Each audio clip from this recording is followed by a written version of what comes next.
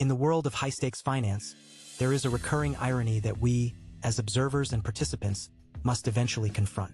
We often equate privacy with shadows, with the dark, unlit corners of offshore accounts and paper trails that lead into the void.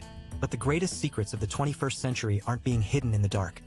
They are being hidden in plain sight, etched into a public ledger that never sleeps and never forgets. We are talking about the paradox of Bitcoin. It is a system designed for total transparency, a glass house of transactions, yet it became the ultimate fascination for the world's most private and often most illicit networks. For the man over 40 who has seen the evolution of the financial markets from the trading floor to the algorithm, this isn't just a story about a digital currency. It is a story about the migration of power.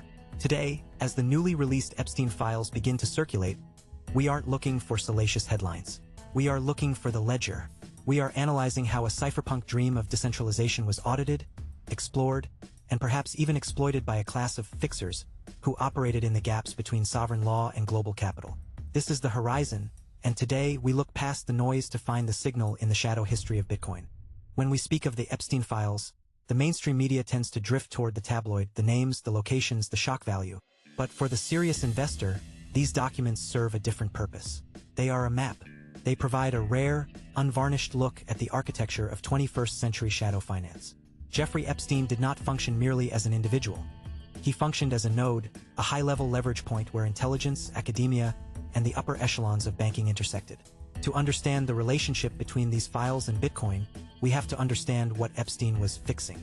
He was a broker of influence in an era where traditional gatekeepers were beginning to lose their grip. The files suggest an intense interest in the mechanisms of moving value outside of the gaze of standard regulatory bodies. This isn't gossip. It's an autopsy of systemic leverage. As we peel back the layers, we see that the early adoption of digital assets by certain circles wasn't about the tech or the community. It was about the utility of a non-sovereign asset. For those whose lives were built on the ability to bypass traditional friction, Bitcoin represented the ultimate frontier.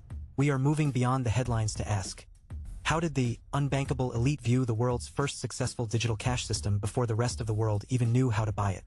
Let us step back into the timeline, the pre-institutional era, specifically the window between 2011 and 2017.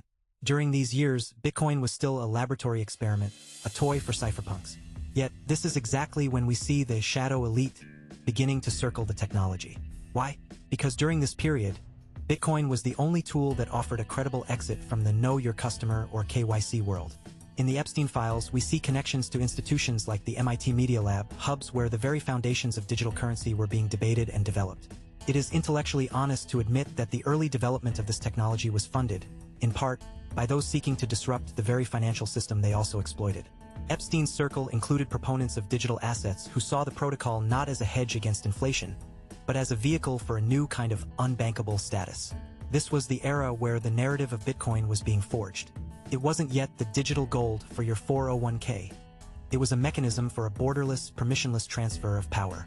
If you were an individual who operated in the gray zones of international law, a public ledger was a risk, yes, but a protocol without a CEO was an opportunity. We are analyzing a period where the fixers recognized that the future of leverage wasn't in gold bars or Swiss accounts, but in the mathematical certainty of the blockchain.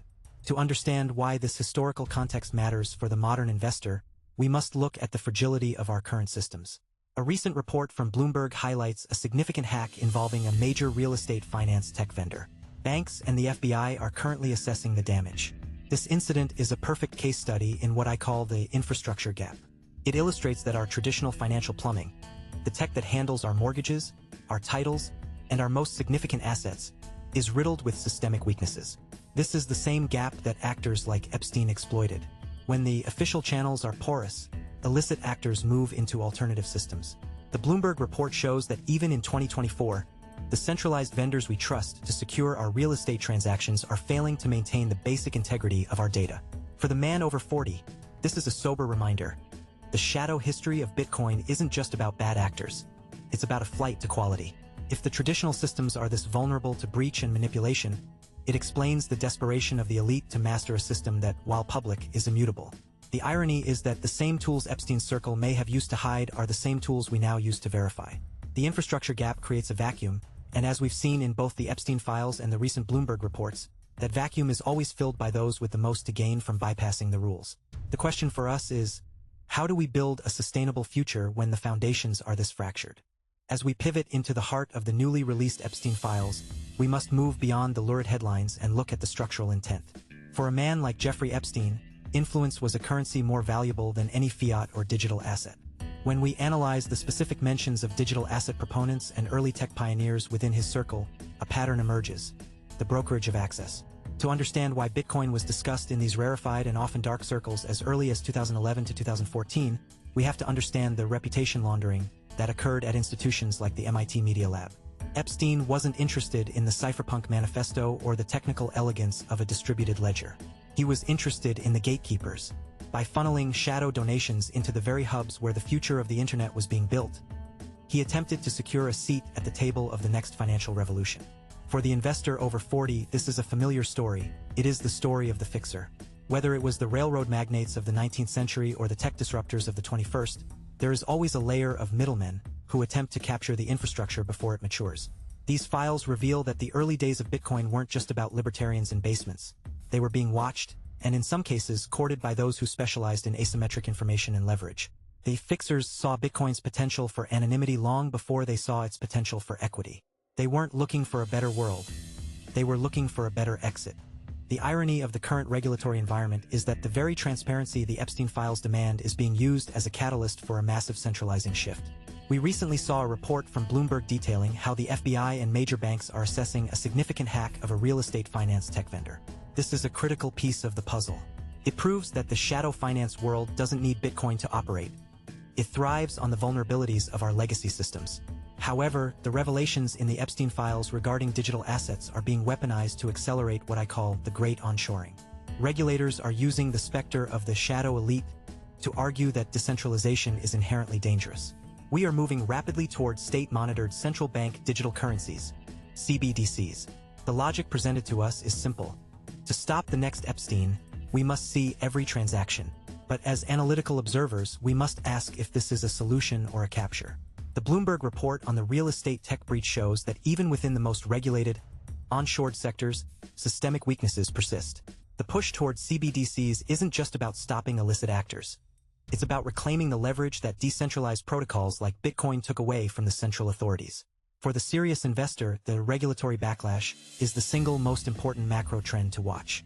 It is the transition from a Wild West to a digital panopticon, and the Epstein narrative is being used as the primary justification for this shift. For those of us who have lived through multiple market cycles, the distinction between the thing and the story about the thing is vital. This is the protocol versus narrative divide. Bitcoin, the protocol, is a mathematical certainty. It is a set of rules, code that executes regardless of who holds it. It is indifferent to the sins of Jeffrey Epstein or the ambitions of a central banker. Bitcoin, the narrative, however, is a social construct that changes with the wind. To the media, it's a tool for traffickers. To the enthusiast, it's financial freedom. To the fixer, it was a new way to move old money. As an investor over 40, your task is to decouple these two. When the Epstein files mention digital asset proponents, it doesn't invalidate the SHA-256 hashing algorithm. It does, however, highlight the custodial risk of the people involved in the ecosystem. The long-term consequence of these revelations will be a bifurcation of the market. We will see institutional Bitcoin, highly regulated, KYC compliant and sterilized, and sovereign Bitcoin, the original peer-to-peer version. The shadow history we are seeing today is the birth pains of this divide. You must decide if you are investing in the math or the ecosystem. The math is sustainable. The ecosystem, as we have seen, is still prone to the same human failings that have plagued finance for centuries. Don't let the shadow of the man obscure the utility of the tool. At the horizon, we believe that intellectual honesty is the only way to build a sustainable financial future. To look at the Epstein files and ignore the mentions of early digital asset circles would be a disservice to the truth. But to look at those files and conclude that the technology itself is the villain would be an analytical failure. We are at a crossroads. The shadow finance of the past is being exposed, but the transparent finance of the future is being built by the same hands that failed to secure the real estate tech vendors mentioned in the Bloomberg reports. The lesson for us, the mature, sober participants in this market, is that transparency is not something granted by the state or a bank. It is something built into the protocol. By acknowledging the dark corners of Bitcoin's history, we actually strengthen its future. We move away from the guru worship and the get-rich-quick schemes, and we move toward a sober understanding of digital ownership. The world of the fixers is crumbling under its own weight. What remains is the ledger. And the ledger, unlike the people who tried to manipulate it, does not lie. Stay analytical, stay calm, and look toward the horizon. The future is not found in the shadows of the past, but in the clarity of the systems we choose to build next. Thank you for joining me,